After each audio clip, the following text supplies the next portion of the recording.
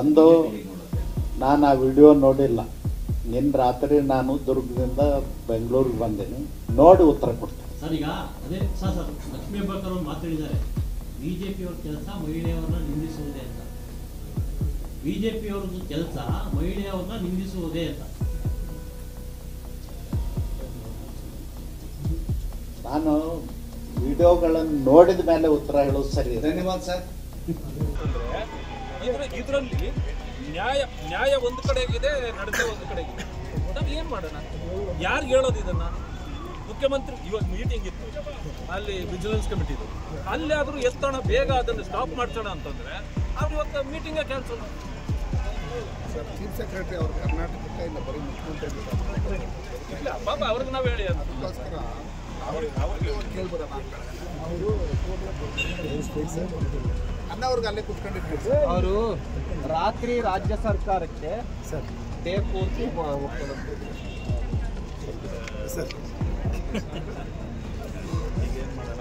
ಅವರು ರಾತ್ರಿ ರಾಜ್ಯ ಸರ್ಕಾರಕ್ಕೆ ಡೇ ಪೂರ್ತಿ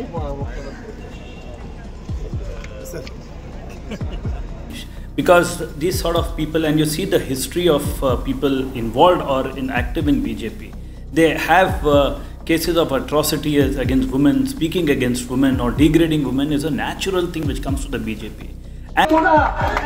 ಈ ಡಿಸಿನೂ ಕೂಡ ಅವ್ರು ಹೇಳ್ದಂಗೆ ಕೇಳ್ತಾ ಇದ್ದಾರೆ ಮೇಡಮ್ ಅವರು.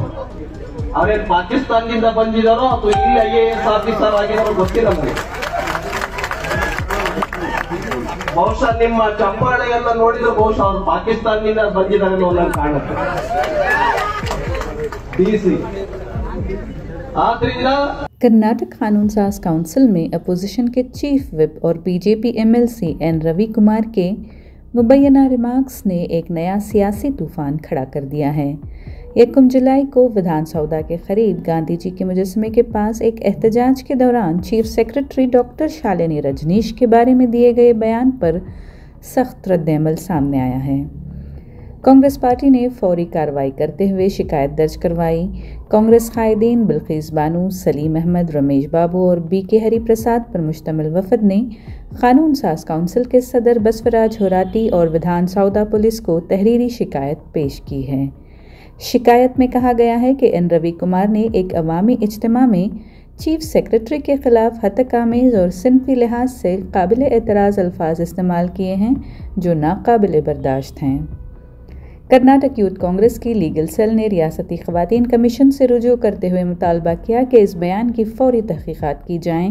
लीगल सेल ने इसे तौहीन आमेज़, सिनफी इम्तियाज़ पर मबनी और आला खातून अफसर की तौहीन करार देते हुए कहा कि इससे न सिर्फ एक फ़र्द की इज़्ज़त मजरूह हुई है बल्कि क़ियादत में मौजूद ख़वातीन की साख पर भी हर्फ आया है। मैसूर की मारूफ ख़वातीन तंजीम ओदानदी सेवा संस्थे ने भी DGP, रियासती ख़वातीन कमीशन और हाई कोर्ट के रजिस्ट्रार को शिकायत भेजते हुए मुतालबा किया कि N रवि कुमार के ख़िलाफ़ कार्रवाई की जाए, क्योंकि ये रवैया ख़वातीन के ख़िलाफ़ तासुब और बदसलूकी की अलामत है। ये पहला मौका नहीं है। इससे पहले भी रवि कुमार ने BJP की कलबुर्गी चलो रैली के दौरान डिप्टी कमिश्नर डॉक्टर फौजिया तरन्नुम के बारे में भी मुतनाज़ा बयान दिया था। इस बयान पर कर्नाटक हाईकोर्ट ने उन्हें माफ़ी मांगने का भी हुक्म दिया था। कर्नाटक IAS अफसरान की तंजीम ने भी सख्त बयान जारी करते हुए N रवि कुमार के बयान को घटिया, बदनाम करने वाला और एक आला अफसर की इज्जत पर हमला करार दिया है। डॉक्टर शालिनी रजनीश एक दियानतदार, बावक़ार और तजुर्बेकार अफसर हैं जिनकी खिदमात को पूरा रियासती निज़ाम क़द्र की निगाह से देखता है और ये पूरे सरकारी निज़ाम को कमज़ोर करने की कोशिश है। मुतालबा है कि N रवि कुमार अवामी और गैर मशरूत माफ़ी मांगें, उनके ख़िलाफ़ क़ानूनी कार्रवाई की जाए और क़ानून साज काउंसिल में मज़म्मती क़रारदाद की मंजूरी दी जाए। इस तमाम हंगामे के बीच N रवि कुमार ने 3 जुलाई को एक वज़ाहती बयान जारी किया है। उन्होंने तमाम इल्ज़ामात को मुस्तरद कर दिया है। इस सिलसिले में साला डिजिटल उर्दू ने MLC बिल्किस बानो से बात की। आप भी मुलाहिज़ा करें। लेजिस्लेटिव काउंसिल के चेयरपर्सन बसवराज होराटी से मुलाकात कर रहे हैं इस रिमार्क को लेके, तो इसकी क्या तफसील है मैम? जो हम डिमांड करते हैं उसको एक्सपेल किया जाए MLC ओहदे से। तो औरतों के बारे में उसका जो नजरिया है वो बड़ा गंदा है।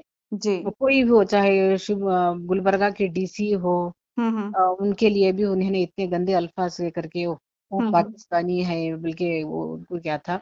अभी गवर्नमेंट की चीफ सेक्रेटरी जो she is a shadow of the government. बिल्कुल। वो इतनी हर मैदान में, हर डिपार्टमेंट में बड़ी अच्छी तरह से she has done a very wonderful jobs. जी जी। तो इस बार भी हुकूमत में भी बहुत डाउन ट्राडन के लिए, हर तबके के लिए, जो नीडी पर्सन इनके लिए गवर्नमेंट के साथ हैंड बाई हैंड जा रही है। इतना 24 आवर्स वो काम कर रहे हैं।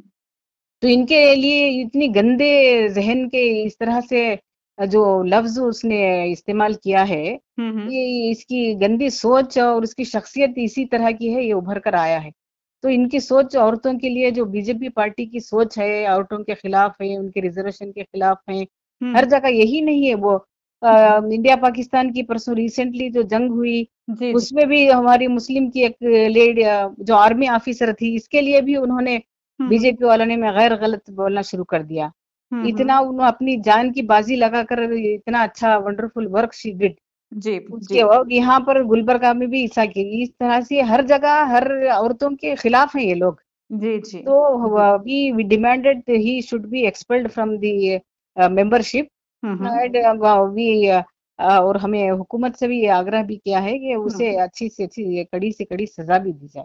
तो बसवराज होराती साहब से आपको क्या जवाब मिला, रिस्पॉन्स? उन्होंने बोला मैं इसमें देखता हूँ पढ़कर पूरी तरह से, और कानून में इसके लिए किस तरह से एक्शन लेना चाहिए, ये देखकर पूरी तरह से जांच पड़ताल करने के बाद जरूर मैं, उन्होंने भी हामी भर दी कि ये गलत है बिल्कुल औरतों के लिए, और इतने बड़ी ओहदे पर फाइज जो है चीफ सेक्रेटरी, इनके लिए ऐसा बोलना, चाहे वो ऊपर बड़े ओहदे पर हो, चाहे छोटे ओहदे पर, औरतों के लिए इस तरह की सोच रखना ही सबसे बड़ी गलत बात है।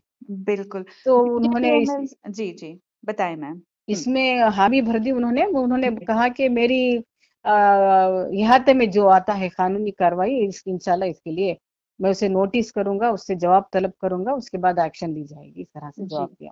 जी। BJP MLC N Ravi Kumar के लिए तो ये कोई पहला मौका नहीं है, और जब वो चीफ सेक्रेटरी जैसे बड़े ओहदे वाली खातून के लिए इतनी गंदी बातें कह सकते हैं, तो मामूली खवातीन के लिए इनकी क्या सोच हो सकती है? नॉर्मल खवातीन के लिए क्या सोच? जी यही हम लोगों को अब उनकी जहनियत, मैंने ये बैड कन्नड़ा चैनल को भी दिया था कि ये मेरे ख्याल से ही इसकी दिमागी हालत भी ठीक नहीं है, ऐसा दिख रहा है। तो इसके लिए इसका इलाज कराना भी जरूरी है।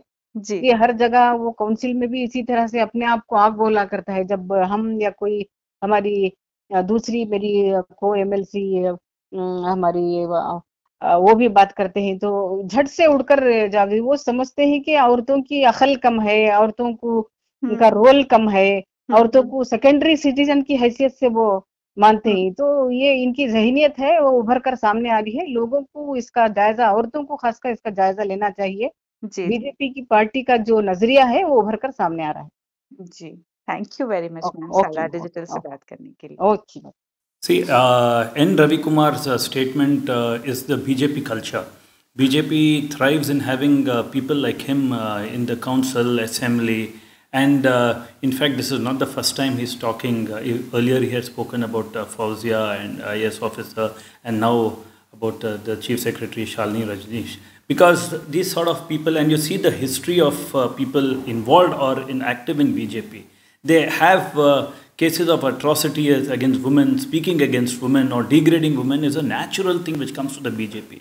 And since they all very well know that the echo chamber of BJP is such that the more they spew hate and talk in a divisive manner and degrade women, they will be appreciated by their high command, and the more higher positions they will get.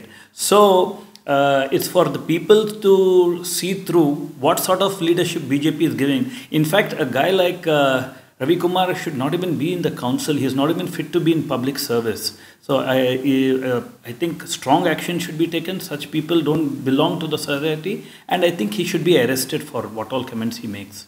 What up to the mark? You're seeing wherever in India BJP is there the women are most unsafe. The Betis are not safe, and most atrocities and degrading remarks against women are by BJP leaders in BJP ruled states. It is hypocritical of BJP. They speak one thing on record and they are exactly doing the opposite. The most unsafe places for women are BJP ruled states. ನಾನು ನಿನ್ನೆ ಮಾಧ್ಯಮದಲ್ಲಿ ನೋಡಿದ್ದೀನಿ, social ಮೀಡಿಯಾದಲ್ಲಿ ನೋಡಿದ್ದೀನಿ. ನಿಜವಾಗ್ಲೂ ಅವರ ಒಂದು ಮನಸ್ಥಿತಿ ಆ ಮಟ್ಟಿಗೆ ಇದೆ ಅನ್ನೋದು ಎದ್ದು ಕಾಣಿಸುತ್ತೆ. ಮೊದಲೇ ನಾವು ಅವ್ರು ಮಾತಾಡಿದರೆ ಇಡೀ ಪಕ್ಷವನ್ನು ಬೈಬಾರ್ದು ಅಂತ ಅನಿಸುತ್ತೆ. ಯಾಕಂದರೆ ಅವರು ಹೀಗೆ ಮಾತಾಡಿರೋದ್ರಿಂದ ಇಡೀ ಬಿ ಜೆ ಪಿಗೇ ಒಂದು ಕಳಂಕ ಅಂತ ಹೇಳಲಿಕ್ಕೆ ಬಯಸ್ತೇನೆ. ಅಥವಾ ಬಿ ಜೆ ಪಿಗರ ಒಂದು ಮನಸ್ಥಿತಿ ಅಥವಾ ಮಹಿಳೆಯರ ಬಗ್ಗೆ ವಿಚಾರ ಮಾಡೋದು ಇದೇ ರೀತಿ ಏನೋ ಅಂತ ಅನಿಸುತ್ತೆ. ಯಾಕಂದರೆ ಪದೇ ಪದೇ ಇದೇನು ಮೊದಲನೇದಲ್ಲ, ತಾವೆಲ್ಲ ನೋಡಿದ್ದೀರಾ. ಕಲಬುರಗಿ DC ಅವ್ರಿಗೆ ಕೂಡ ಮಾತಾಡಿದರು. ಆಮೇಲೆ ಇಂಡಿಯಾ ಪಾಕಿಸ್ತಾನ್ ಯುದ್ಧ ಆದಂಥ ಸಂದರ್ಭದಲ್ಲಿ ನಮ್ಮ ಮಹಿಳಾ ಆಫೀಸರ್ ಬಗ್ಗೆ ಅವರದೇ ಆದಂಥ ಒಬ್ಬರು MP-ನೋ MLA ಕೂಡ ಉತ್ತರ ಪ್ರದೇಶದಲ್ಲೋ ಮಧ್ಯಪ್ರದೇಶದಲ್ಲೋ ಮಾತಾಡಿದರು. ಸೊ ಈಗ ಇವರು ಅದು ಯಾರ ಬಗ್ಗೆ ಮಾತನಾಡ್ತಾ ಇದ್ದಾರೆ? ಚೀಫ್ ಸೆಕ್ರೆಟ್ರಿ, ಅಡ್ಮಿನಿಸ್ಟ್ರೇಷನ್ ಹೆಡ್ ಅವರು. ಇಡೀ ಕರ್ನಾಟಕ ರಾಜ್ಯಕ್ಕೆ ಶಾಲಿನಿ ರಜನೀಶ್ ಅವರು ಭಾಳಷ್ಟು ಮಹಿಳೆಯರಿಗೆ ರೋಲ್ ಮಾಡೆಲಾಗಿ ಕೆಲಸ ಮಾಡಿದ್ದಾರೆ. 2004ರಲ್ಲಿ ಬೆಳಗಾವಿಯ ಜಿಲ್ಲಾಧಿಕಾರಿಯಾಗಿ ಫ್ಲಡ್ನಲ್ಲಿ ಅವರು ಕೆಲಸ ಮಾಡಿದ ನೋಡಿದಾಗ ನಾವೇ ಎಷ್ಟು ಹೆಮ್ಮೆ ಪಟ್ಟಿದ್ವಿ, ಒಬ್ಬ ಮಹಿಳೆಯಾಗಿ ಈ ರೀತಿ ಕೆಲಸ ಮಾಡಿದ್ದಾರೆ ಅಂತ. ಇವತ್ತು ಅವ್ರು ಚೀಫ್ ಸೆಕ್ರೆಟರಿ ಇದ್ದಾರೆ, ನಾನು ಸರ್ಕಾರದಲ್ಲಿ ಒಬ್ಬ ಮಂತ್ರಿಯಾಗಿ ಕೆಲಸ ಮಾಡ್ತಾಯಿದ್ವಿ. ಆವಾಗ ನನಗೂ ಕೂಡ ಅವರು ರೋಲ್ ಮಾಡೆಲ್ ಆಗಿತ್ತು. ಇಂಥ ಸಂದರ್ಭದಲ್ಲಿ ಯಾವುದೇ ಮಹಿಳೆ ಇರಲಿ, ಅದು ಚೀಫ್ ಸೆಕ್ರೆಟರಿ ಇರಲಿ, ಲಕ್ಷ್ಮೀ ಹೆಬ್ಬಾಳ್ಕರ್ ಇರಲಿ, ಅಥವಾ ಹಾದಿ ಬೀದಿಯಲ್ಲಿ ಹೋಗುವಂಥ ಯಾವುದೇ ಮಹಿಳೆ ಇರಲಿ, ಮಹಿಳೆಯರ ಬಗ್ಗೆ ಮಾತನಾಡಬೇಕಾದ್ರೆ 1000 ಸತಿ ವಿಚಾರ ಮಾಡಬೇಕು. ಅದರಲ್ಲೂ ಈ ರೀತಿ ಮಾತನಾಡ್ತಾರೆ ಅಂತಂದರೆ ಇದನ್ನು ಹಕ್ಕನ್ನು ಕೊಟ್ಟವ್ರು ಯಾರು? ರವಿಕುಮಾರ್ ಅವ್ರಿಗೆ. ಏನು ರವಿಕುಮಾರ್ ಅವ್ರಿಗೆ ಕೇಳಕ್ಕೆ ನಾನು ಬಯಸ್ತೀನಿ, ಏನಪ್ಪ ದೊಡ್ಡ ಕಾಲಜ್ಞಾನಿ, ತತ್ವಜ್ಞಾನಿ, ಸರ್ವಜ್ಞಾನಿ ಆಗಿದ್ದಾನ ರವಿಕುಮಾರು? ಆಗಿದಾನ ಅಂತ ವರ್ಡ್ ಯೂಸ್ ಮಾಡಿದ್ದಕ್ಕೂ ಕೂಡ ನನಗೆ ಮರ್ಯಾದೆ ಹದ್ದಲ್ಲಿ ನಾವು ಮಾತಾಡಬೇಕು ಅಂತ ಇಮಿಡಿಯೇಟ್ ಆಗಿ ನನ್ನ ಇಂಟೆನ್ಷನ್ ನನಗೆ ಹೇಳುತ್ತೆ. ಇಂಥ ಒಂದು ಸಮಾಜದಲ್ಲಿ ಇದ್ಕೊಂಡು BJPಯ ಚೀಫ್ ವಿಪ್ ಆಗಿ ಇಂಥ ಚೀಪ್ ಬಿಹೇವ್ ಮಾಡ್ತಾರೆ ಅಂತಂದರೆ ಉಗಿಬೇಕು ಅವ್ರನ್ನ. ಇಡೀ ಮಹಿಳೆಯರು, ಇಡೀ ಕರ್ನಾಟಕ ರಾಜ್ಯದ ಮಹಿಳೆಯರಷ್ಟೇ ಅಲ್ಲ, ಎಲ್ಲ ಮಹಿಳೆಯರು ಅವ್ರು ಎಲ್ಲಿ ಹಾದಿ ಬೀದಿಯಲ್ಲಿ ಸಿಗ್ತಾರೋ ಅಲ್ಲಿ ಅವ್ರನ್ನ ಹಿಡಿದು ಅವ್ರನ್ನ ಕೇಳಬೇಕು ಅಂತ ನಾನು ಆಗ್ರಹಿಸ್ತೀನಿ. ಸರ್ಕಾರ ಇದೆ, ನೀವು ಸಚಿವರಾಗಿದ್ದೀರಾ, ಇದುವರೆಗೂ ಸಹ ವಿರುದ್ಧ ಒಂದು FIR ಹಾಕಿಸುವಂತ ಕೆಲಸ ಹೋಗಿಲ್ಲ. ಅವ್ರ ಮುಖ್ಯ ಕಾರ್ಯದರ್ಶಿ ಇರ್ಬೋದು, ನೀವು ಮಹಿಳಾ ಕಲ್ಯಾಣ ಸಚಿವರಾಗಿರ್ಬೋದು, ನಿಮ್ಮ ಸರ್ಕಾರ ಅಧಿಕಾರದಿದ್ರು ಸಹ ಅವ್ರ ವಿರುದ್ಧ ಒಂದು FIR ಹಾಕುವಂತ ಕ್ರಮ ಹಾಕಲಿಕ್ಕೆ ಯಾಕೆ ಅಂತ? ಈಗಾಗಲೇ FIR ಆಗಿದೆ, ಆಗಿಲ್ವಾ? ಆಗುತ್ತೆ, ಅದು ಆಗುತ್ತೆ. ಅದನ್ನ ಮಾಡದೆ ಇರ್ಲಿಕ್ಕಾಗತ್ತಾ? ಒಬ್ಬ ಸರ್ಕಾರದಲ್ಲಿರುವಂಥ ಚೀಫ್ ಸೆಕ್ರೆಟರಿ ಅವರ ಒಂದು ಇದನ್ನು ನಾವು ಕಾಪಾಡಲಿಲ್ಲ ಅಂತಂದರೆ ಬೇರೆಯವರ ಖಂಡಿತವಾಗ್ಲೂ ಅದು ಆಗುತ್ತೆ.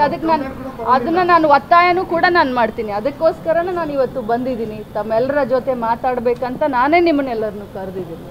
ಖಂಡಿತವಾಗ್ಲೂ ಅದೇ ರೀತಿ ಸೋಮೋಟೋ ಕೇಸನ್ನೇ ನಾವು ದಾಖಲೆ ಮಾಡ್ತೀವಿ. MLC ಸ್ಥಾನದಿಂದ ಕೂಡ ಅವರನ್ನು ವಜಾ ಮಾಡಬೇಕು ಅನ್ನೋದು ಒತ್ತಾಯ ಕೂಡ ಇದೆ. ನಮ್ಮ ಪಕ್ಷದಿಂದಲೂ ಮಹಿಳಾ ಮತ್ತು ಮಕ್ಕಳ ಕಲ್ಯಾಣ ಇಲಾಖೆಯ ಸಚಿವೆಯಾಗಿ ಏನೆಲ್ಲ ನಾವು ಕಾನೂನಿನ ಚೌಕಟ್ಟಿನಲ್ಲಿ ಮಾಡಬಹುದು ಅದನ್ನೆಲ್ಲ ನಾವು ಮಾಡಲಿಕ್ಕೆ ನಾವು ಮಾನ್ಯ ಮುಖ್ಯಮಂತ್ರಿಗಳಿಗೂ ಹೇಳ್ತೀವಿ, ಮಾನ್ಯ ಗೃಹ ಸಚಿವರ ಹತ್ರನೂ ಮಾತಾಡ್ತೀವಿ, DCM ಸಾಹೇಬ್ರ ಹತ್ರ ಕೂಡ ಮಾತಾಡ್ತೀವಿ.